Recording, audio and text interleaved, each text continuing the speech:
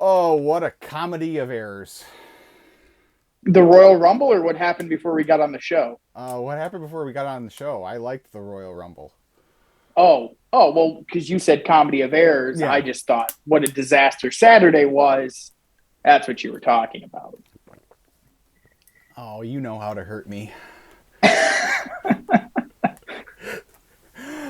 why we worked so well. Yeah, exactly. So hey everyone, welcome back to Chris Matt's Wrestling Pod 2.0. I am Chris. That's Matt.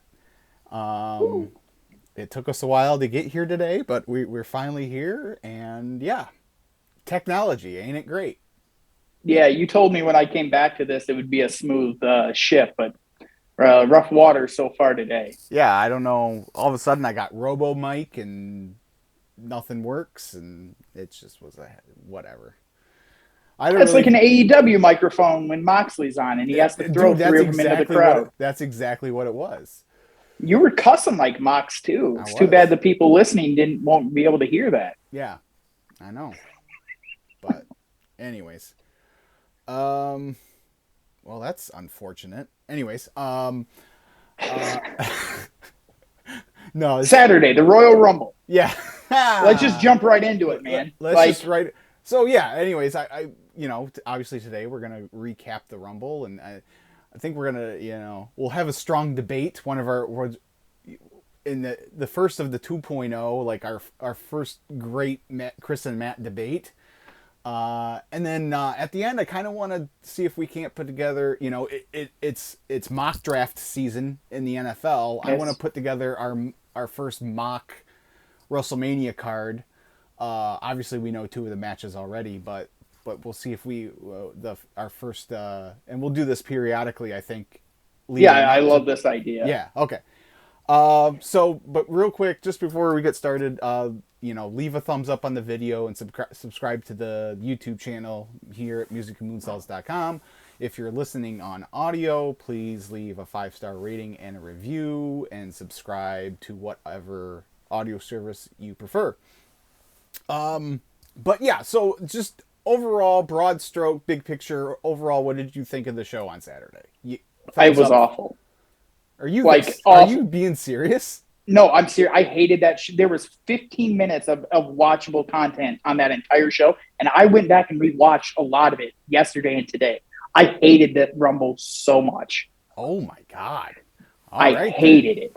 Oh, okay. All right. Well, I did not. I thought it was a pretty good show. All things like take those two middle matches out of the equation. Like I didn't even watch them. I was preoccupied, during those two matches anyway. But and those weren't really ones I was really interested in anyway. But I thought I enjoyed both Rumble matches. I think they landed the plane on what they needed to do going forward, and I thought the main event was a good match, and the angle afterwards was an all timer.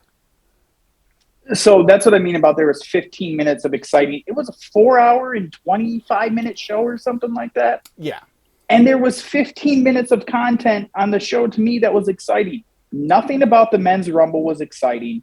Nothing about the women's rumble was exciting. You just mentioned the two matches in the middle, which we can get into if you want, but I don't. I think the less said, the better about both yeah. of No, them, I at wasn't. least right now. I wasn't going to talk about either of those two. I was just going to focus on the three main matches of the night. The main event, I don't think anyone in the world thought Kevin was going to win the title. We Mm-hmm. were all waiting until what happened afterwards, Mm-hmm. and they hit a home run.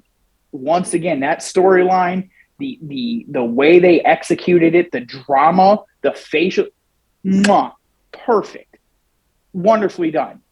Everything leading up to that, though, to me, was kind of just you're sitting there waiting for something interesting to happen. And I say that because we'll just get right into the men's match Well, then. no. There was Let's okay, start with the women's match because I think the men's fair enough. rumble and the main event tie into what I Sure, I thought was going to gotcha. be our actual great debate, but apparently the whole show is. So, as we kind of predicted, Rhea Ripley ends up winning the rumble. She goes coast to coast. Again, like I don't think there was any other call to make here. I think she was the right winner. And yeah, I thought it was. I don't think it. I think the men's rumble was definitely the better rumble. But this was a solid rumble and had some good performances. Her and Liv had two real good performances. Um, they relied more heavily on NXT to kind of fill out the participants in the rumble, which I liked. And yeah, like I said, they landed the plane. Yeah, so I mean, I want to be clear. Like, I don't hate that Rhea won. I don't hate that Cody won. I didn't like the matches themselves. You said it was a good. What made the women's rumble enjoyable? What was good about it? What was exciting? What was entertaining about it? Because for me, there was nothing about it that I was like, "Oh, that's really good. That was really neat." It was literally Rhea comes out. Everyone knew at that point. At least I think most people knew. Well, she's probably going to the end. She's going to be the start to finish, which is a way overdone concept in these Royal Rumbles now. They just did it earlier in the night with Gunther. Right. Why are we doing it again? Right. At no point during that match did I think anyone other than Rhea had a shot to win, same as with the men's. Now, I don't care that they both won the matches, but when I didn't have anything to make me go, oh, maybe they go somewhere else, maybe they'll do something different, I just lost interest. This is what, the 38th Royal Rumble or 37th Royal Rumble, something like that. Mm-hmm. Like, if you've seen enough of these matches, you know there's going to be lulls, but you got to bring the people up. You got to give them something to be excited about. And I don't think in either one of those matches they did anything worthwhile until the last few minutes of the men's match. Yeah, I don't know. I guess we were going into it looking for two different things. I was just looking for them to do, like, I think for Triple H's first Rumble in charge, like, he was just trying not to get in his own way and just do what needed to be done. I don't think it was about surprises or anything like that. Like, it was just, this is where we're going. We're going to go there. Don't screw this up. And I'd say mission accomplished. And then, I don't hold it, I just don't hold it against them. And maybe it's because this time it was two winners that I agreed with going in. But so maybe it would have been different if the two favorites going in would have been people that I didn't want to win. But I just didn't hold it against them that the obvious thing happened. Yeah, I'm not holding the obvious against them. I'm holding the 45 to whatever, an hour and 10 minutes of actual match where I don't think they did anything really interesting. And I keep bringing that, like in the women's match in particular, the focus was on Rhea. And then you mentioned a bunch of these NXT stars, but there was no, like, Carmella comes back the next night or two nights later on Monday Night Raw. That would have at least infused a little energy into that women's match instead of bringing out these constant stream of NXT superstars that everyone in the building knows, well, they're not a real threat. They're not going to bring up an NXT person and have them win the Rumble and overthrow Rhea at this point. So give me someone who's coming back. Give me a little excitement. Give me a couple legends. Not a lot, just a couple. You're like, oh, it's nice to see them out there. They look good. Maybe in a few months we could get another match out of so-and-so. What, like with Trish and Mita a few years ago. If it's not WrestleMania, if it's like, oh, it's Extreme Rules or it's Money in the Bank and we're going to bring someone in for a one-on-one, I don't have a problem with that. I have a problem when you bring in the part-timers and give them main event headline spots. I don't know. What did they do for Becky and Bayley in the Rumble, in the women's Rumble match that was any better than what they did on Raw the 5 days before? I don't know. That's my point. They even in the men's match, and I can save this for when we get there.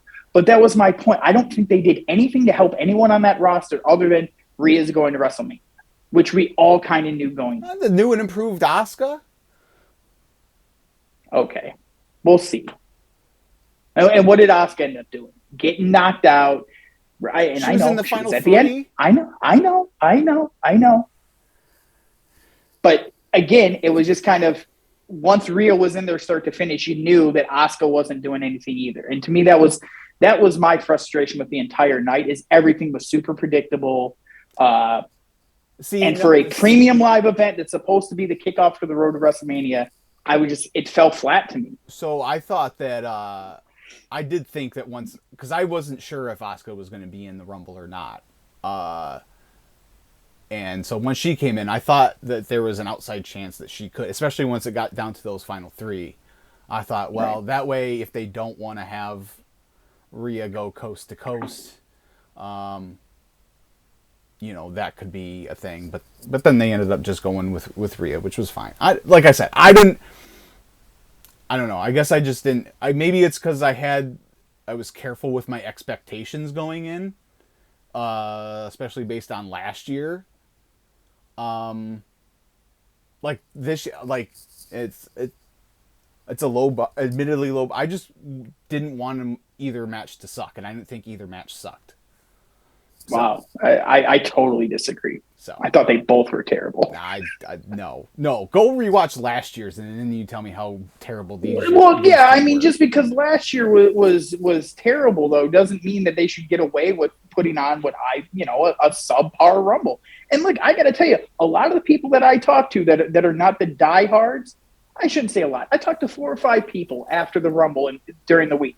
None of them had good things to say about it because I thought maybe I was overreacting. I have a tendency to be super critical of WWE. I don't know anyone besides you that was like, man, this was a great show. I didn't say it was a great show. I said it was a good show. Okay. So we're going to nitpick. You viewed it in a positive light. I don't know anyone else that viewed it in a positive light. Okay, well, I guess there's that. Except for the last segment, which we're going to get to. Right. All right. So let's see here. Let's do the men's Rumble then. I disagree with you here. I thought starting out with Gunther and Sheamus was good to kind of like continue their story. You had the moment with Gunther and Brock where you thought, gave you kind of a tease because that's they gave us 15 seconds of it. I counted. If you're going to do it though later on, you don't want to give them too much of it. Sure, but if you're gonna tease it, remember when it goes back to Warrior and Hogan at the 1990 Royal Rumble. Give us 45 seconds of like neither one of them can get the real upper hand on each other, and it gives the people like, oh man, I really want to see this. Instead, we got a face off, a couple chops, and then Bobby came out, and it all fell apart. And that whole thing with Lesnar and Lashley to me was ridiculous, just absolutely ridiculous. That you bring Lesnar back on Monday, you have him screw Lashley or whatever, and then that's the big moment in the Rumble is Lashley gets his revenge on Lesnar in the Rumble. Immediately after Brock comes out too, like it just seemed it was too easy. It was too screw it. We'll just throw him out there. Let's get it. We know we're going to Mania with it. We don't need to give people anything more. We'll just give them a continuation of Monday for 15 seconds. Brock will go crazy and off he goes.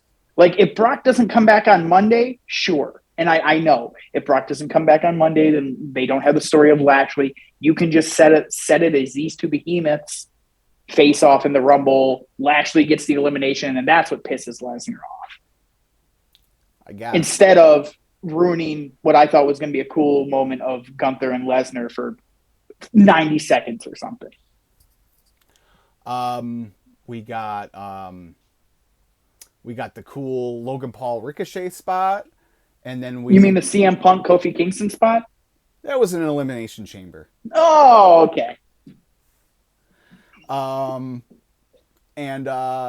it looks like, and we'll talk about it when we do our mock card, but it looks like we have a direction for Seth Rollins now for WrestleMania. Sure. And then now my one critique of the men's Rumble that I will grant you as far as I didn't like bringing Cody out at 30. That part I did not like. I thought they could have at least brought him out like we were talking because I went over to your house to watch it and like we were kind of talking like throughout that day, I had thought that maybe they might start out with him and Rollins at 1 and 2. Then I thought maybe he'd come out at 3 in the Flair spot, and go from there. And then as it progressed, I'm like, well, okay, Cody's a a diehard fan like the rest of us. Like, what would be better than like coming out at the spot 27 and winning the Rumble? And then 27 came in, so I'm like, okay, he's going to come in at 30. But it's not like they've done some, like last year when Lesnar came in at 30, like the match was over like 2 minutes later. Like, he came out at 30 and he worked, he still ended up working a good, 15, sure, 20 minutes. And then that finishing stretch with him and Gunther was like one of the best. It's probably the best finishing stretch since the HBK Taker Rumble. Yeah, totally agree. So, look, two things here. I think Seth comes out at 15 or 16. He's right in the middle.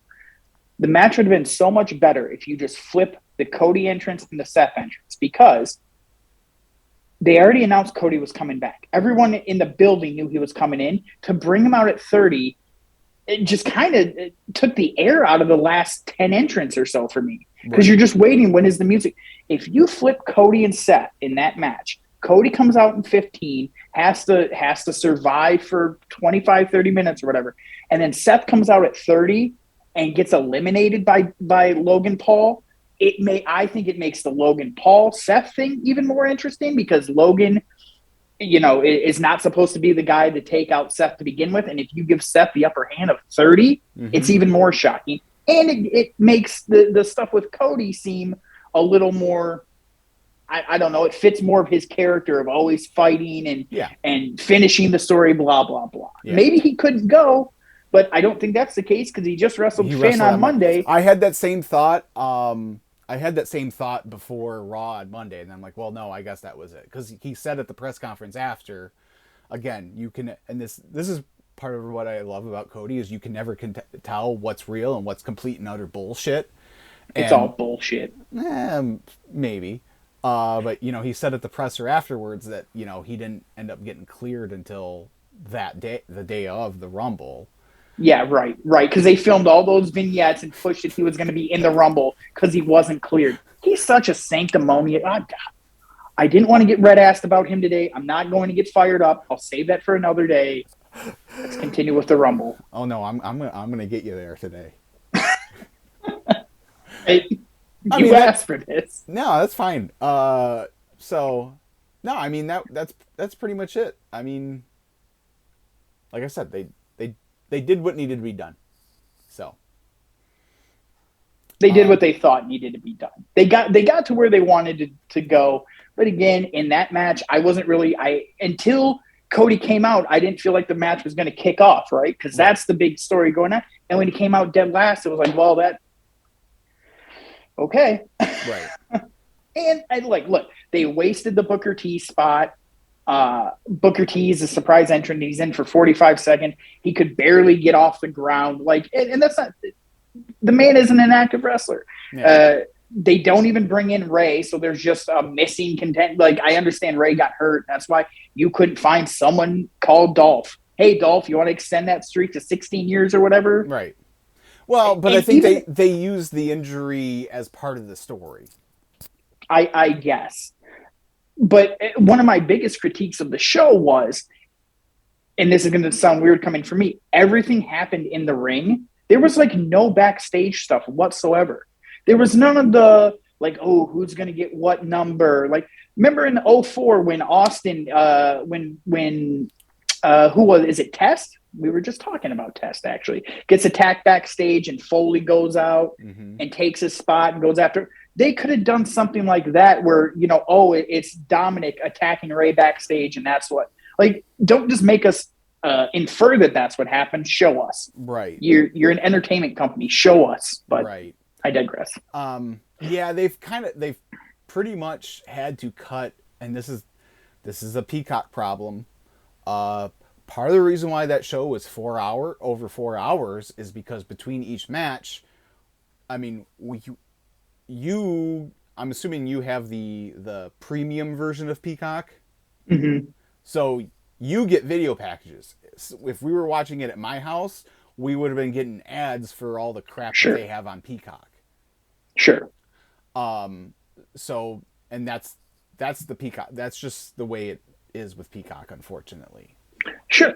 But I'm saying, scrap 10 minutes of other stuff on the show and find a way to get a few segments backstage is all I'm saying. I mean, you couldn't cut that Hardy performance.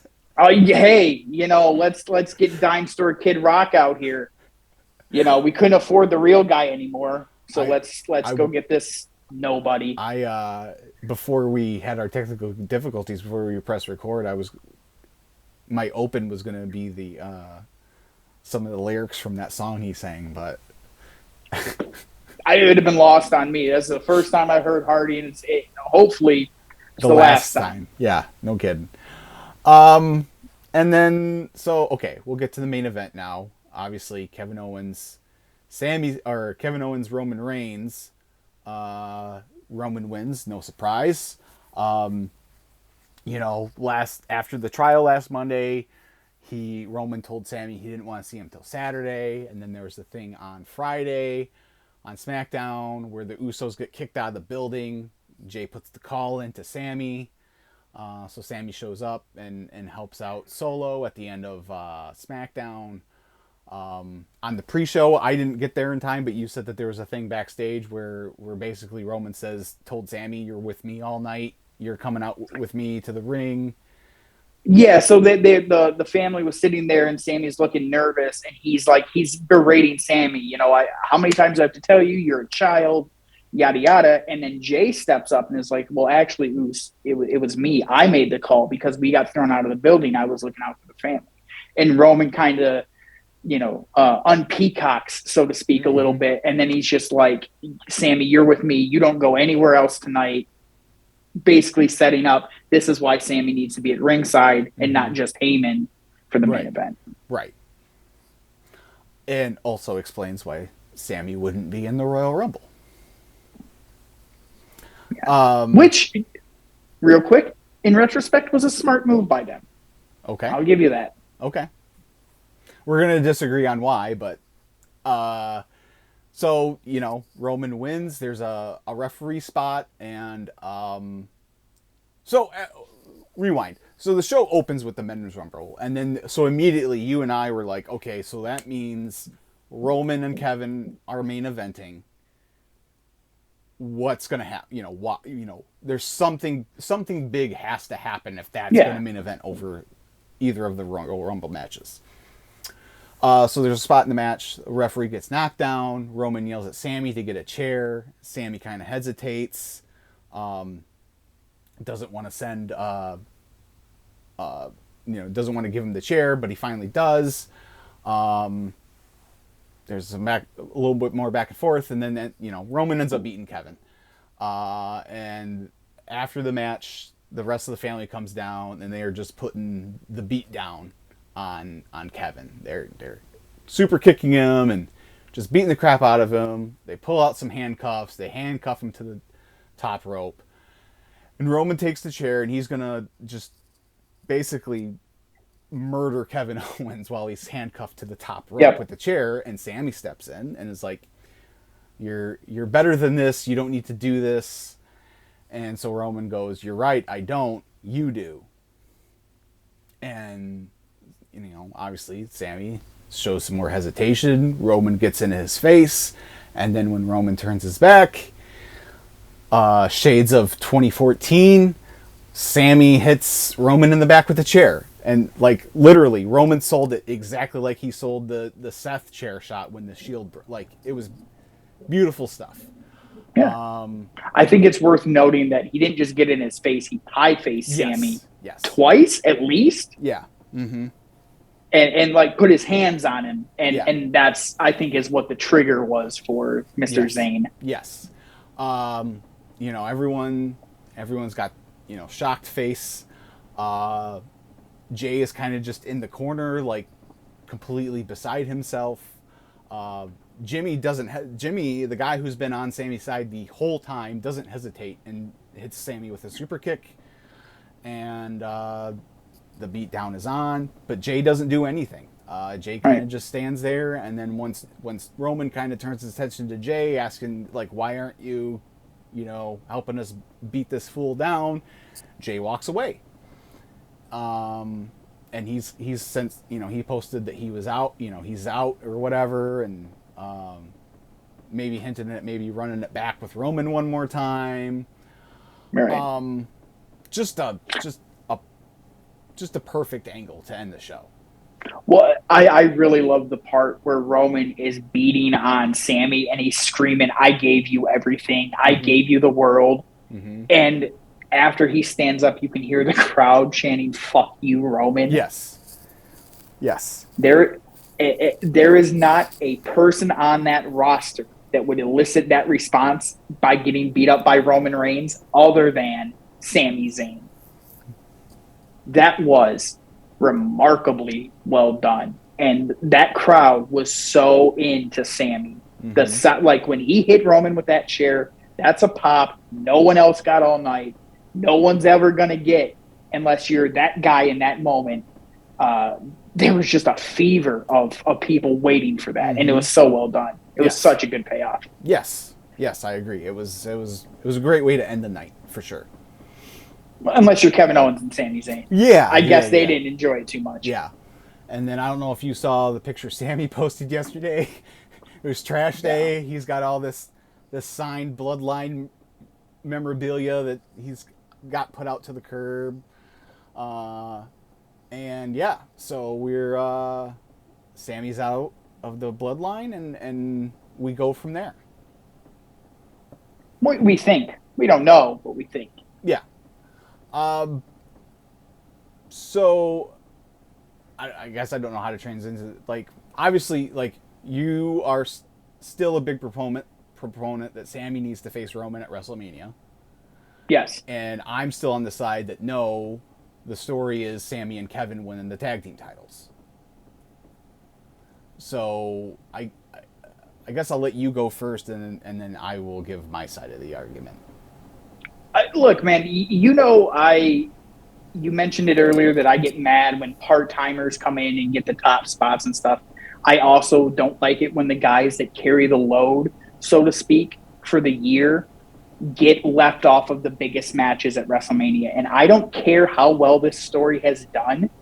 A tag team title match at WrestleMania in this generation of WWE is nowhere near the top of the card. This match it'll be an afterthought almost. And I think in a lot of people's mind, because you know what's going to happen. You know they're going to go in and dethrone the Usos. It's the only way the story makes any sense, right? Do you agree with me there? Yeah. Mm-hmm. So we're going to pay off the end of this unbelievable storyline with an ending we could have wrote 4 months ago, which is fine if it wasn't the hottest thing in wrestling in arguably the last 18 months to 2 years.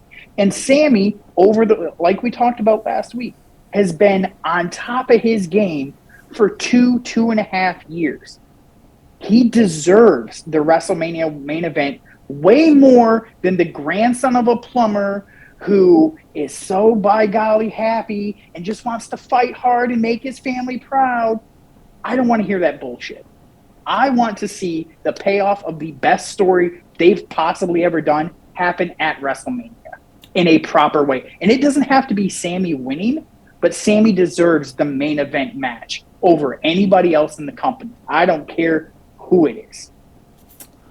So I agree, the story does need to be paid off. And let me make 2 more quick points. Go ahead. I promise this will be quick. Yeah. They did the same thing to Kevin at WrestleMania 32 when him and Jericho was by far the most interesting story on the show for the year prior. And they put him in the fucking opener almost to open that show so that they could put Roman and Goldberg or whatever bullshit match it was that year. It was Roman at the time. Whatever. Even worse. And then years prior, they did the same thing to Punk. When Punk was the hottest heel in the company, they slid The Miz in there because he was more of a mainstream act for them. It frustrates me beyond belief when the people that do the work throughout the year don't get the top spots for somebody who I don't think is even close to deserving it. Seth is more deserving of the WrestleMania main event than Neck Tattoo Boy. I don't know how, like, it's not his fault he's been hurt for the last 9 months. No, but it is his fault he missed the last 9 months. He got hurt. Drew Bledsoe isn't the greatest quarterback of all time. You know why? Because he got hurt and his backup came in and went on to become the greatest ever. You get hurt, you lose your opportunities. Sorry, that's the way it works. So, but yeah, no, I agree. They need to pay this off, and they will. And you're focused on Sami and Roman, and that's not the story, and it's never been the story. The story has started out with Sami and the Usos, and what really got this story cooking is when Kevin got involved, and there's been this battle for Sami Zayn's soul between Kevin Owens and the Bloodline for the last 4 months. This story is about Sami Zayn and Kevin Owens. Like, it has to end with them dethroning the Usos. There's no other way this can end. It's never been about the title, the world title. Sami has never even looked at the title this entire time. I understand that. But Sami Zayn has been the most interesting character on the show, like I said, for two and a half years now.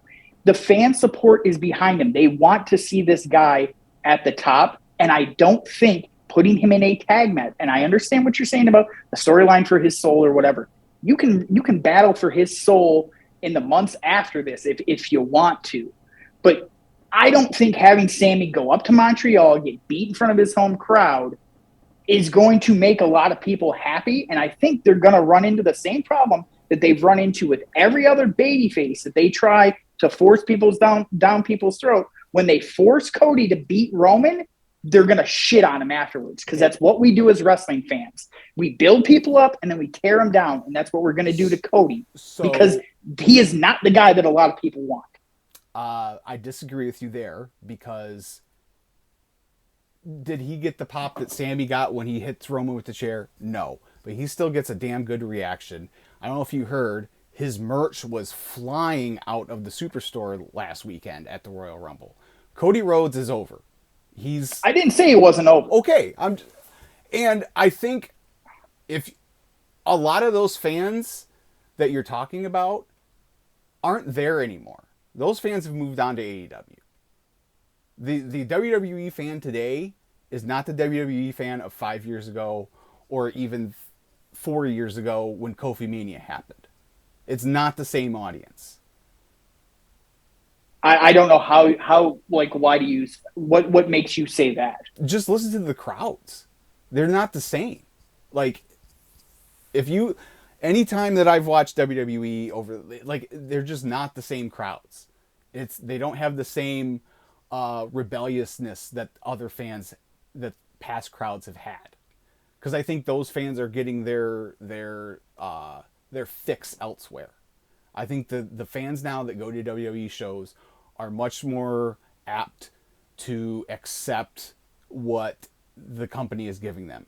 And on your point about the tag team titles, if Vince were still in charge, I would agree with you. I think Triple H is doing, and he's doing it with the mid-card titles.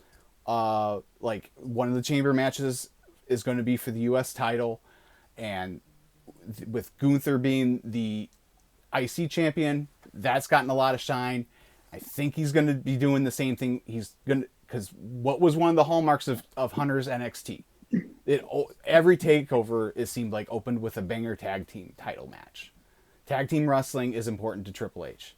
So I think he's like, this is going to go a long way. And I think it's going to be one of the most important matches doesn't matter which night of WrestleMania. It's going to be one of the most important matches on that night of WrestleMania. Depending on what else they get or don't get, as far as whether Austin comes in or Cena or whatever, because none of that's set in stone, I wouldn't be surprised if that match main evented one of the 2 nights of WrestleMania. It would not surprise me one bit. Maybe I think they're already getting a bunch of see. They're getting backlash already for the lack of women's representation at Raw 30. I saw some backlash about how poorly the women were portrayed Saturday. I don't know how they're not going to have Rhea and Charlotte main event night 1 with Cody and Roman night 2. You're probably. I'm just saying, like, I don't think it's going to get buried on either night. I think it's going to have a very prominent, important part on whichever night of WrestleMania that match takes place on. I feel like a match that everyone kind of knows the ending to, that's not the main event at WrestleMania, is not like it doesn't do this storyline justice.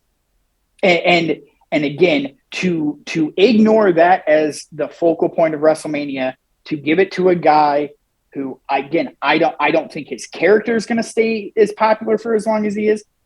Everything about him is John Cena, except for he's not as charismatic as the aw shucks baby face that just tries real hard and wants to do his family proud and wants to live out his daddy's legacy. Is people, I don't care if it's a new wrestling fan or not, characters like that don't last. They haven't through the course of wrestling.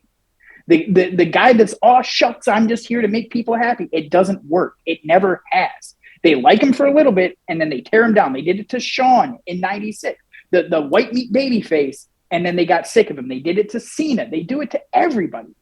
I talk about it all the time, but it's what we do as fans.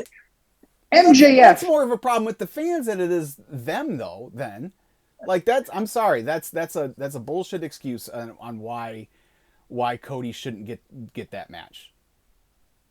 You want me to give you more reasons? Sure. Because the son of a bitch was a nobody. He was a nobody in WWE. Then he left and he rode the Young Bucks coattails, okay? And he became partially known for being a guy that's in Bullet Club, okay? No one gave a shit about Cody Rhodes until he was in Bullet Club. And then he used BTE to make himself somewhat popular. And then by the time they got to AEW and got the company started, everyone hated him. You know why? Because he's not that good in the ring. He's not that entertaining on the mic. And he presents himself like he's something way more important than he ever was, just like his dad did. Okay. It's like I can't stand looking at the guy. But all that, he leaves the company and then comes back and immediately gets shot to the top of the company. Yeah, because he left, made himself a big star, and came back more valuable to WWE. Like, it's not that hard to figure out. No, like, I get that side of it. But if I'm people in that company watching this happen, why would I want to stay there? Because the only way you get to move to the top of the card is to freaking leave. What is that as a business model? Okay. I think, no, that's not. And, like, people didn't start turning on Cody in AEW until the Go-Go feud. Like, that's well documented. And yeah, like, big picture, that's exactly why, like, if there's talent you want from AEW, you need to, like, present Cody as a top guy. You need to do this to convince people, to convince Ricky Starks, to convince MJF, to convince whoever that you might want from that other company that if you come over here, we're going to do right by you. That's a fair point, but, like, again, if I'm, especially, I think maybe, like, because it's Sami who's so connected to Kevin, and I've seen this happen to Kevin multiple times in his WWE run where he's, like, the best guy. Like, he's clearly the best talent they have on the roster at that time, and he just gets overlooked and taken for granted. I feel like that's what's happening here. And I just, like, you thought I was joking when you left and I said I wasn't going to watch WrestleMania with Cody Rhodes as I'm not going to watch that match. I have no interest in it whatsoever. I think you're coming at it in a completely wrong, like, I just think you're coming at it from a completely wrong angle. Like, I don't think Sami is getting overlooked. I think he's getting exactly, like, because I don't think him main eventing WrestleMania with Roman Reigns, like, he's going to get destroyed in, like, 10 minutes. What's that going to do for him? It's the main event at WrestleMania. You hear people, all the legends in the business. If you don't want to be champion, you don't want to main event WrestleMania, what's the point? That guy has worked his ass off and put himself in a position. He will never be as hot as he is right now. The company will never be able to do more with Sami Zayn than they can do right now. And they're going to overlook it because if Cody goes on and wins the title, the dethroning of Roman is going to overshadow everything else on the card, right? Roman's had this belt for 1,000 days at this. He's going to have it for like 1,000 days at this point or whatever. That is going to be the biggest story, and Sami and Kevin will be an afterthought after that. It's what happens after WrestleMania. We get all this build up, one big thing happens, and then the rest of it is just kind of fallout for like 3 or 4 months. And to me, that's where you're going to see Cody get turned on by the fans. Kevin and Sami will not be as entertaining back together when they don't have the bloodline to feud with. Like, I just don't see why they would pass up this opportunity to do something special with a guy that's been there forever. They give it to a guy. Cody's story could be the exact same thing at SummerSlam.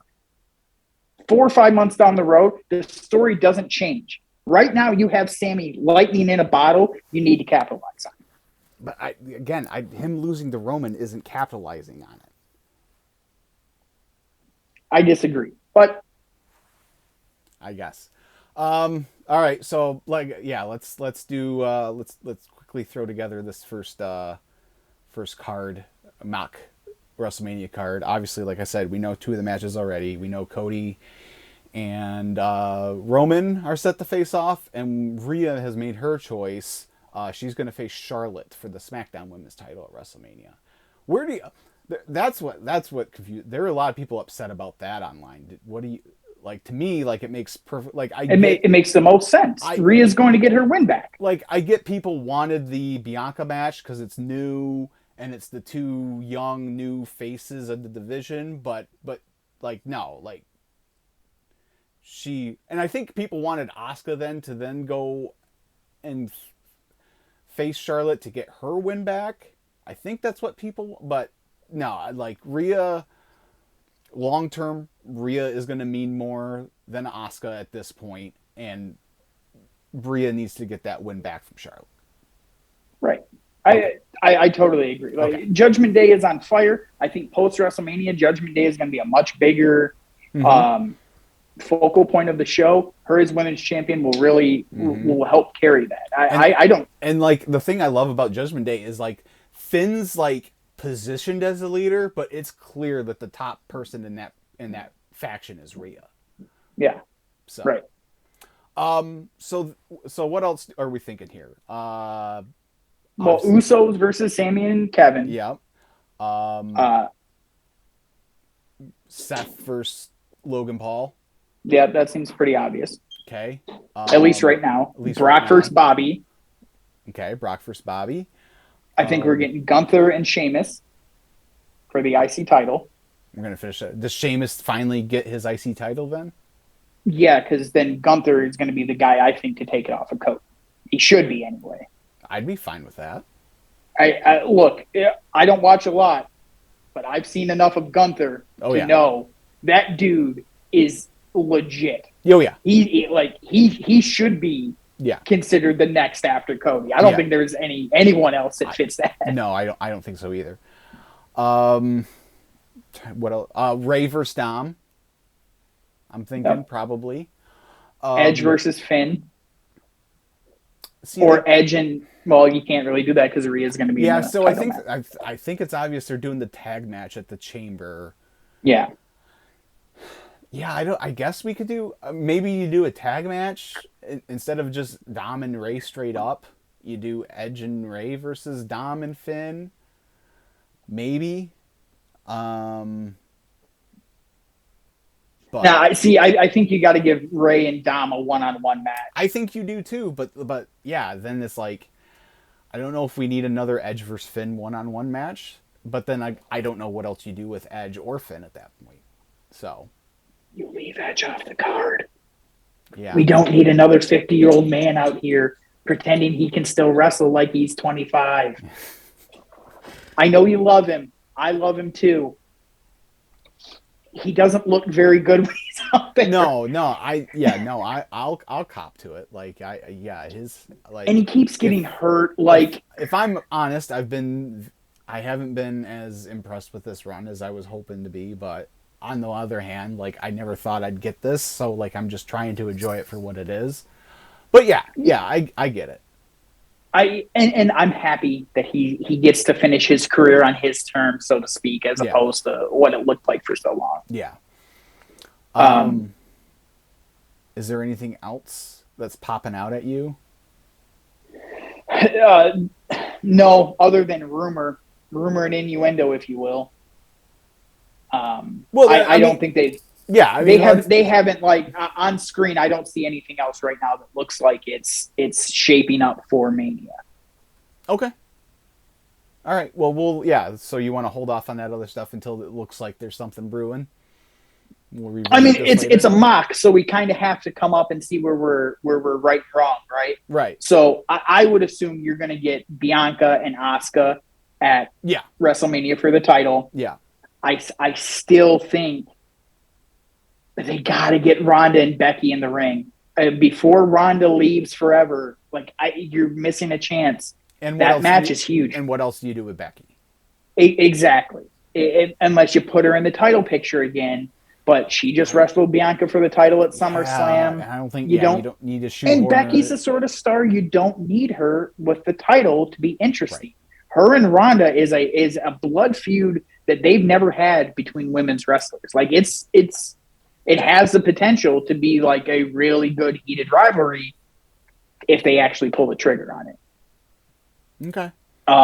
Other than that, there's rumor that Theory could face Cena, but I feel like that's the last two WrestleManias. They're like, oh yeah, Cena will come in and wrestle Theory. I don't see that happening. I think that's right now, because you know the stuff with Lashley obviously is heading towards another showdown with Lesnar. We think Seth is heading towards Logan Paul, so that should be finished. I don't know who else really makes sense for Theory, so we'll see. But yeah, I mean, I think if Cena does wrestle, I think unless you do the great, the two goats, with him and Austin, like I don't know what else you do with Cena if it's not Theory. Yeah, I guess you could do Cena Gunther, probably too. But I'd rather see Gunther and Sheamus run it back. Sure. And look, same with The Rock. If The Rock was willing to come in, you had to go with Rock and Roman. I wouldn't have liked it, but you can't turn.